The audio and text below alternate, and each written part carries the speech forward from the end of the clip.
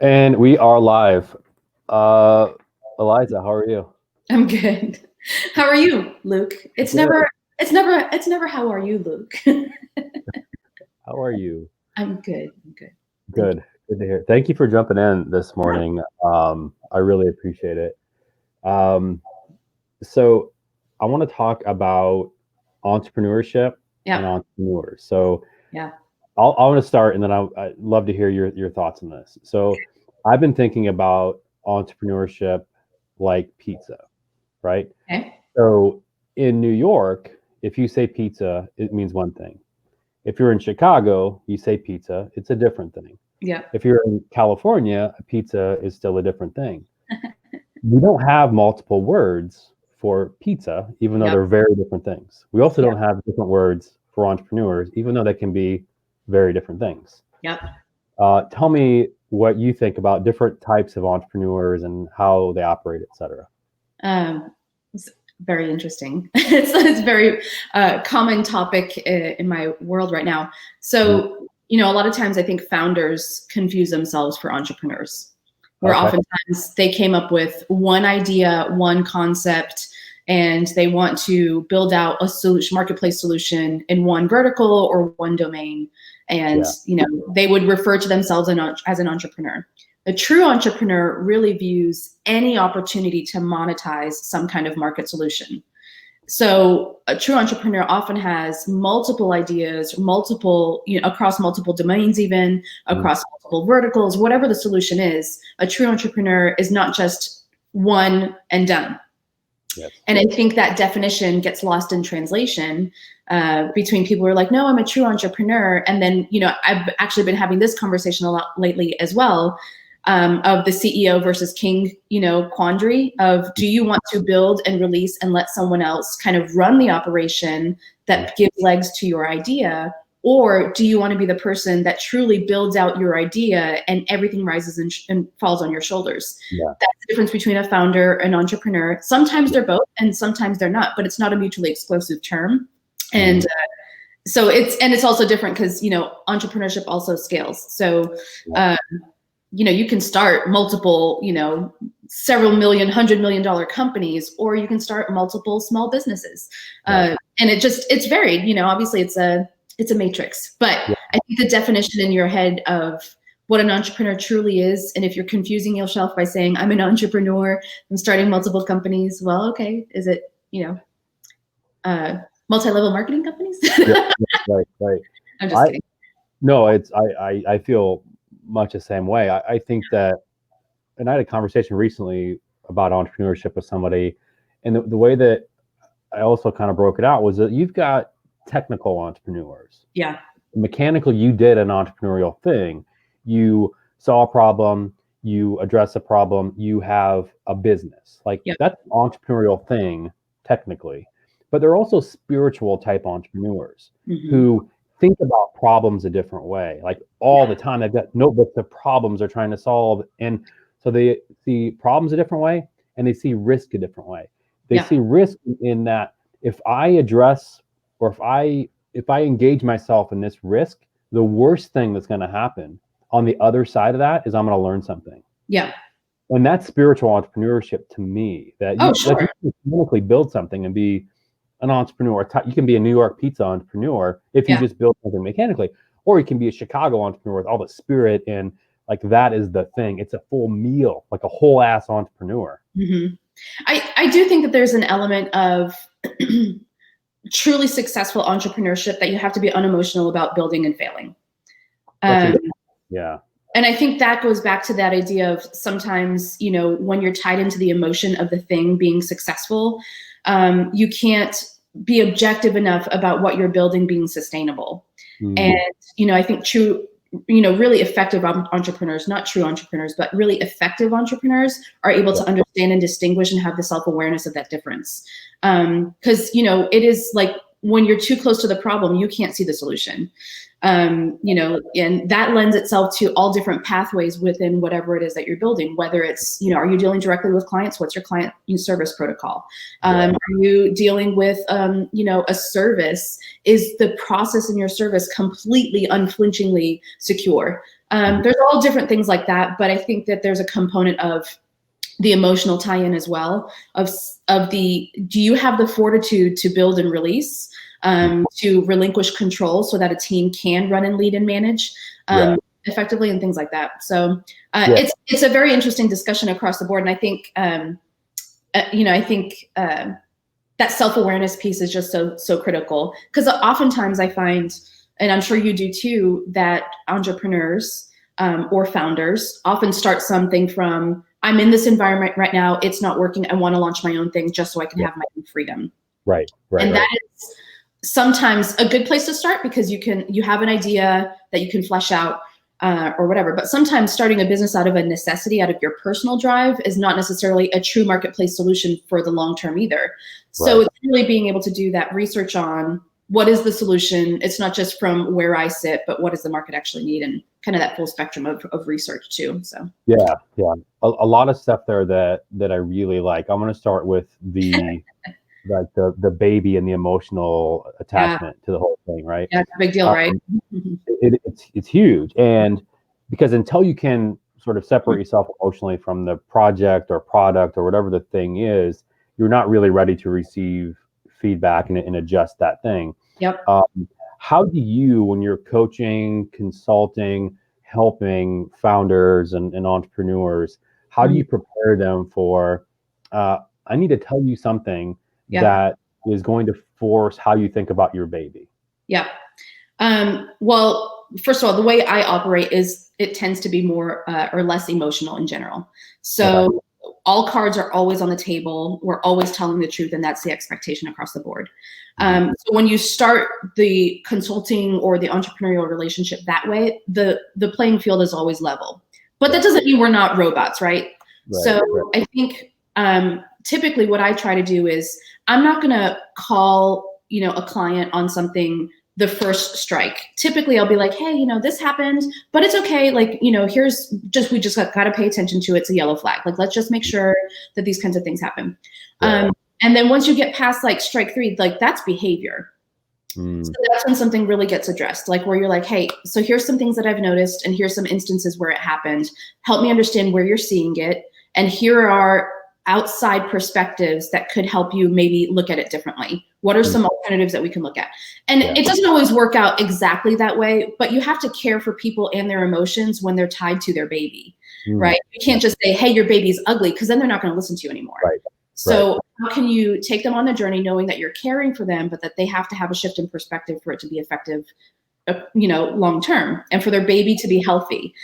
And sometimes that means making a recommendation that, you know, is truly just not well accepted, but is the truth. But at least you're providing the information that someone can act on or choose not to, but at least you've had the opportunity to have the discussion.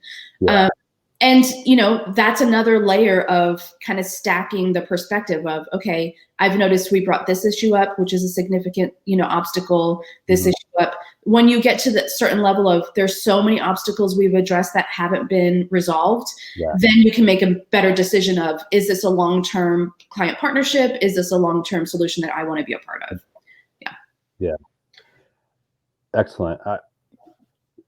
And you know this, it has a lot to do with trust, expectations. And I like that, like when the way you talk about it's process driven. It's action based. It's not about you, a person. It's about this thing that we're trying to address and this thing that we're trying to improve, not about you as a founder or as a person. This is about a thing. That's why it's process driven and not people driven. And you can't ignore, you just can't ignore the human element. It exists. You can find the most robustly emotional, intelligent person ever in the world, and they're still going to feel deeply about something. So, you know, we're not robots, and that's just the bottom line. But we do have the option of making decisions, and that's, you know, kind of the magic of free will. And free surprise. So, I think those are things that are important to address with people that you're working alongside and supporting.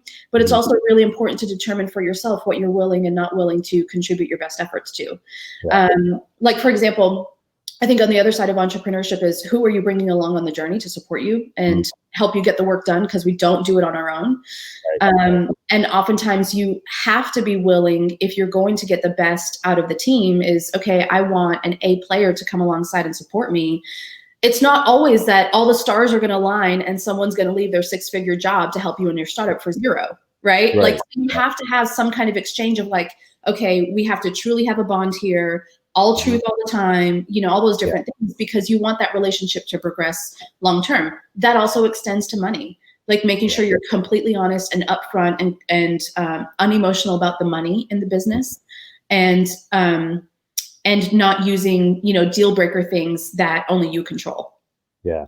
Good. So, yeah. Excellent. I want to shift a little bit and talk about marketing, content marketing, video. Yeah. Are you okay with that? Yeah, let's do it. You might know a couple things about that. No, not really. I mean, I'm just pretending. So you see firsthand clients, people who are not really putting themselves out there on video, on content, and you see the beginning and you see the end once they're out there on LinkedIn and other places. Yeah. So you see you see how that evolves. Yeah. Also, like personally, you went from not being super active on LinkedIn to I see like all over the place. Really? Awesome. Which good, right? I mean, and whether it's podcast stuff or content, so you've seen firsthand the kind of the before, during, and after, and you certainly work with clients and before, during, after. Yeah. I'd love to hear like what that means, what you see, how it works, why it works. Take it away. Yeah. Well, two things. Everything is a vehicle to an end result, and relationships. I'm not saying this in a transactional sense whatsoever, but there are all different ways that you can build them. Obviously, some of them are in person through an office or corporate setting or whatever. The other means is through social. And whatever platforms that you are on and exist on to build the visibility. And let's take visibility or building visibility as a strategy out of our mouths. Let's just talk about it in terms of building relationships. Yeah. In order to build a relationship in person, just like online with a client or with a friend, you have to invest time.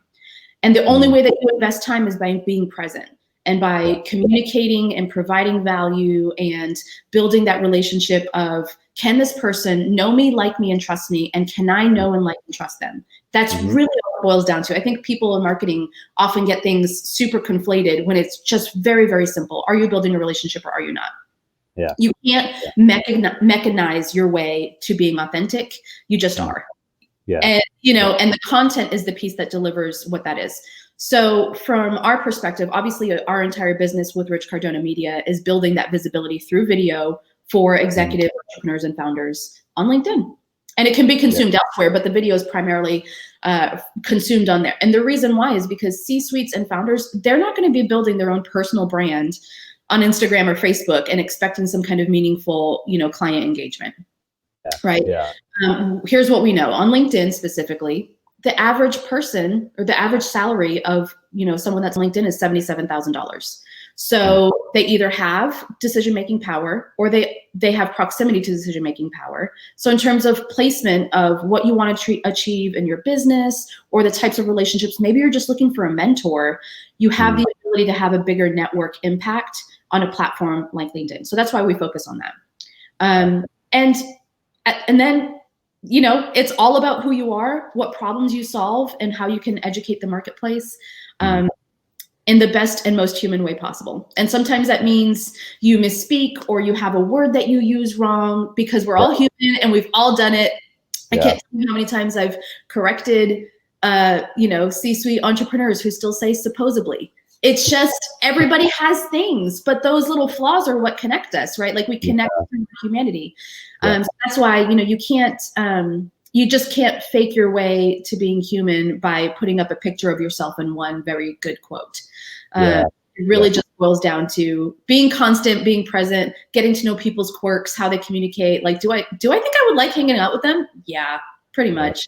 Because at the end of the day, I mean, even if you're sitting in an executive boardroom, like, you know, people like to connect with people.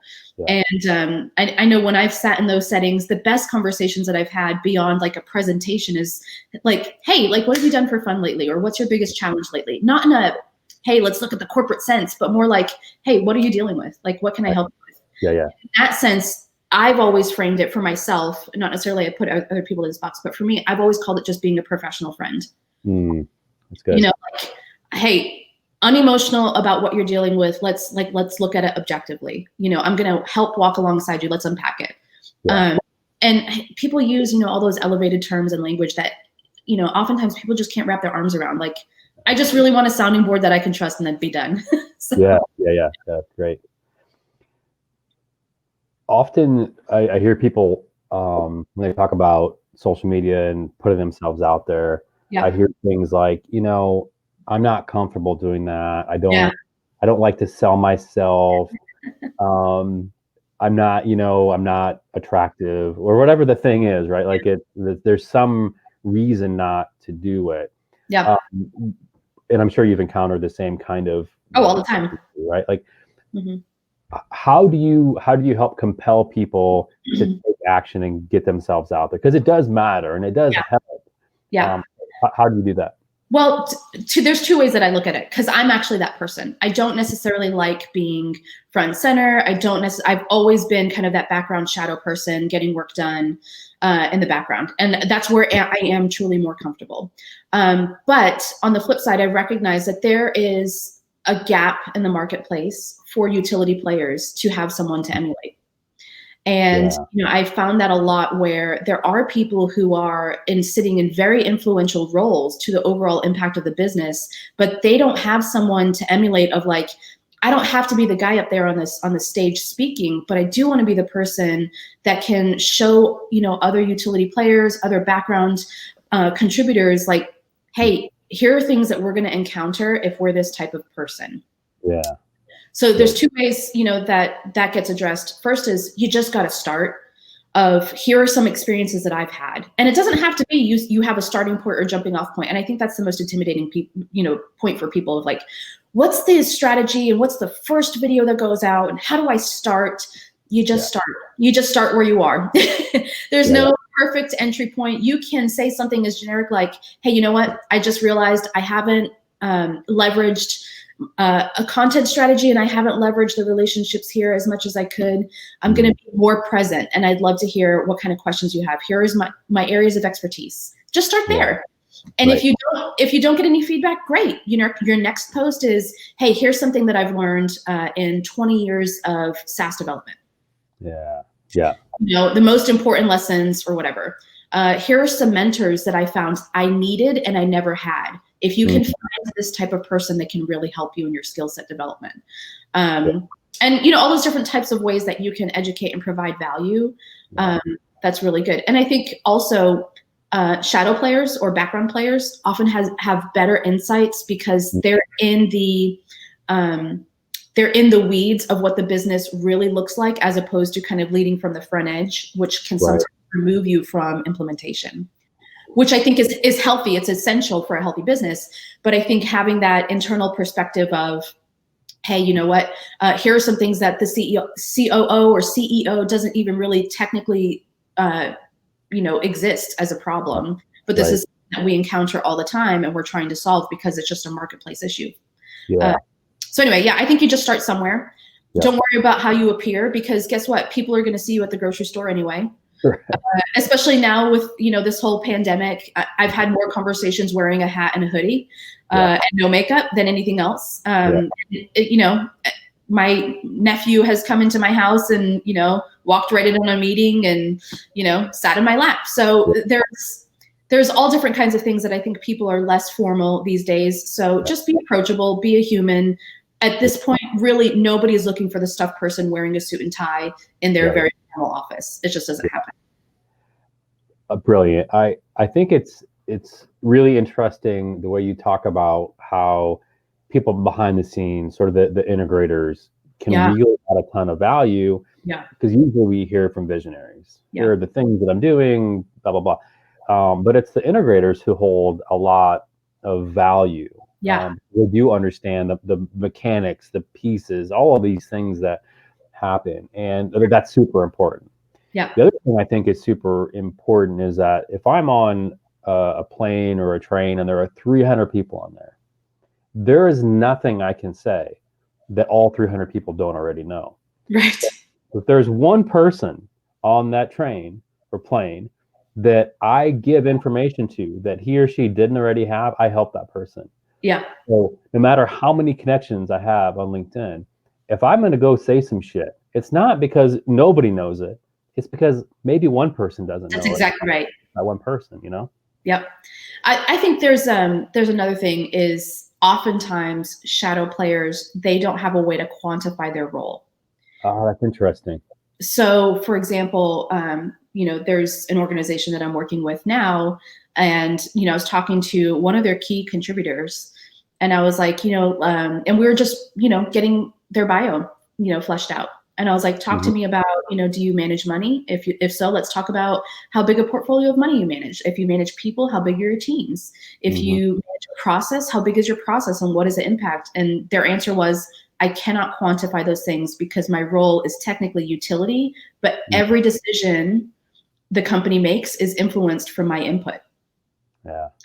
And I think that is a really, I mean, that unlocked something inside of me because I'm like, I remember sitting in a company where I had no idea what the annual revenue was for one particular division. And it was a division I directly led.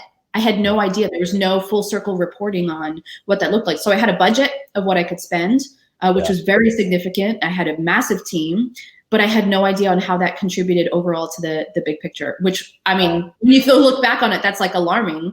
In a way, I was a CEO of a little division, but I had no metrics for health because, executives kind of held those strings. So there's a lot of those, I think, people that serve in those roles where you might not have direct impact from your perspective on cutting the checks or, doing, the decision-making in certain elements, but your role is critical. So I would actually, for me, I want to hear more from those types of people because as founders and entrepreneurs are building out their teams, I think it's really important to have that utility player that can see, laterally across the business of what the line of impact truly is in a workflow type of way. Even if they can't, say like I manage the budget for X and Y and Z or things like that. So it was just super fascinating to me. Like, that is a huge gap of knowledge, right? For someone to emulate, someone to mentor. How do I even find someone that's like me that can cross all the types of verticals and eventually be able to ascend? For me personally, I never had that person to emulate of, aside from someone who's gone from, marketing coordinator to, VP of marketing, I never had someone that crossed verticals like that or sat in that seat that wasn't directly responsible for an outcome where everyone rolled up to them, but could influence kind of the decision overall. That's a really responsible place to be. So anyway. Brilliant. It's hard to believe we're at like 23 minutes already. I think this is often our discussions. We started like, hey, let's have a quick catch up, and it turns into an hour. So it's every time. I love it. You're brilliant. I love it. I want to hear what kinds of things are you excited about right now? What are you a super fan of right now? Like what's got you interested and excited? Okay, well, first, obviously, is Rich Cardona Media, which is the company that I'm running with Rich Cardona. We are expanding like crazy, which is always awesome. We've brought on some really fantastic clients into an already fantastic client roster, which we're very, very fortunate to have. We have kind of the antithesis of the founder's problem, where we have a lot more interest than we are willing to take. Very selective about the type of work that we do. So that is, like the best problem to have. And, I think the other part is we're looking at 2021 and the growth is continuing. So actually in the next couple of weeks, heading into the holidays, well, we're here at the holidays now, but the next couple of weeks is really just mapping out how can we bump up that white glove service that we have for our clients, as well as, what are additional service lines that we can add in. And then another cool thing that I'm a part of, and we're helping to launch, Rich and I both are, we're part of something called Talent War Group, which really emerged from working with a couple of our clients. And we just determined that both across the military and across, corporate America or founders of America, we have, just so much in our network of really high-ranking, military leaders, as well as, high-ranking, Fortune 500, well-experienced people in both spaces. And, we truly have a gap in helping people ascend well, helping people transition well, and, how do you attract and retain really highly qualified talent? And that starts with yourself and being a good leader. And then the other part is, finding good people who have the attributes that you need to succeed. So anyway, the Talent War Group is, we're all speakers. We're all, contributors of content and value and things like that. So we're going to work on helping organizations and their talent strategies from there. So so that's something that's really exciting. And, there's always something cooking in the background. So, so there could be more in 2021, but those are the two big focuses. A little teaser. Yeah. I love it. Yeah. Excellent. All great stuff. What about you, Luke? What do you have going on? Oh, well, we're launching this this little platform called Squiddy. We'll be in dev soon, and it's going to change how founders and contributors get together to get stuff done. So super excited about that. We have a team of founders, so we're going to get that launched. It's, and who knows what other interesting things I'll get up to. Luke is like, you're like the mastermind of having, eight pots on the back burner. Like, I'm ready. It's fun. It's fun. Some people golf or watch Netflix. My hobbies are just different. That's so words of wisdom, final thoughts, etc. I'd love to hear from you. What else do you have? Words of wisdom. I would say there's no words of wisdom. Just start where you are and do what you can with what you have, and then find the right people to get around. And if you don't know where they are, ask someone like us. Like, we're out here. I think the other thing, I would add this, the other thing that's happening in the marketplace now is the accessibility factor is increasing exponentially. Yeah. The time and effort it takes to reach someone in the C-suite is much, much shorter and much less, stops to navigate on that journey. So it's not very often anymore that it takes you more than a week or two to reach someone that can really help you. So I think words of wisdom is, don't be afraid to ask. You have not because you ask not. People are everything. If you focus on those two things, you're going to move a lot farther and a lot faster. I love it. Yeah. Thank you so much. Thank you for stopping by. It's great. No problem. This is fun. All right. See ya. See ya.